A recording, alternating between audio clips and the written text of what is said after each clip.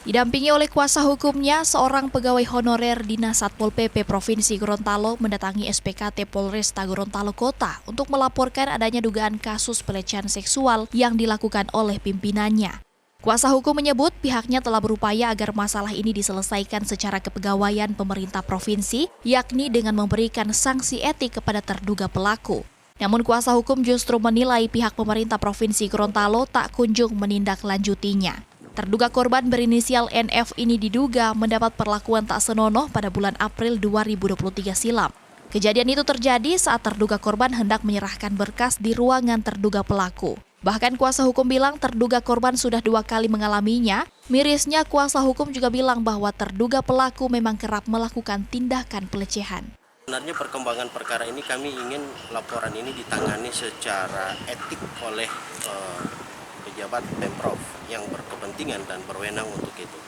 Akan tetapi sampai dengan waktu yang telah kami pastikan, kami tunggu, ternyata tindakan itu tidak dilaksanakan oleh Pemprov, dan justru kemarin kami menerima informasi dari pihak keluarga, tindak lanjutnya nanti kalau sudah diproses hukum. Kemudian kami juga menerima informasi lagi bahwa ini tadi juga ada WA yang masuk.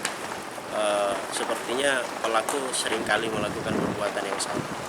Hingga saat ini terduga korban pun diketahui masih tetap bekerja sebagai honorer di Dinas Satpol PP Provinsi Gorontalo. Kuasa hukum berharap pihak kepolisian dapat melakukan penyelidikan dan menindaklanjuti laporan tersebut. Di sisi lain, terduga pelaku pun dengan tegas membantah atas apa yang dilaporkan dan dituduhkan terhadap dirinya, di mana ia mengaku tak pernah melakukan apa yang dituduhkan. Terduga pelaku menyebut bahwa masalah yang dilaporkan saat ini terjadi pada bulan April 2023 silam, dan hal itu telah terselesaikan baik secara internal kepegawaian dan pihak keluarga terduga korban. Ternyata ada salah satu bidang yang ada di internal saya tidak bekerja dengan maksimal dan bahkan tidak mau mengindahkan perintah saya. Sehingga dengan begitu saya mengambil tindakan disiplin berupa kode etik dan seterusnya. Ternyata dengan tindakan disiplin yang saya ambil berdampak negatif bagi saya. Bahkan urusan privat saya yang sudah selesai pun diungkit, dan terus terang saya kaget. Yang seharusnya ini tidak ada masalah dan tidak pernah saya lakukan, tiba-tiba muncul. Saya nyatakan bahwa saya tidak sama sekali melakukan hal yang dituduhkan kepada saya. Semua adalah fitnah. Terduga pelaku juga mengungkapkan bahwa munculnya masalah ini karena didalangi oleh 2 oknum pegawai di dinasnya yang menjabat sebagai kabid dan kepala seksi. Di mana terduga pelaku membeberkan bahwa hal ini dipicu karena kedua oknum pegawai tersebut sakit hati dan tak terima setelah ditegur dan diberikan sanksi etik karena tidak menjalankan tugas dan tanggung jawab yang diberikan.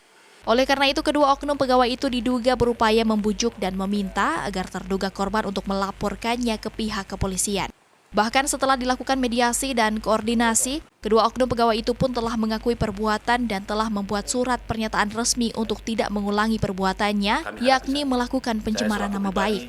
Di samping itu, terduga pelaku yang saat ini masih menjabat sebagai kepala dinas pun mengaku siap mengikuti proses hukum sebagaimana yang telah dilaporkan. Kris Kamisma, Kompas TV, Kota Gorontalo, Gorontalo. Bahkan yang pejabat ini yang tadinya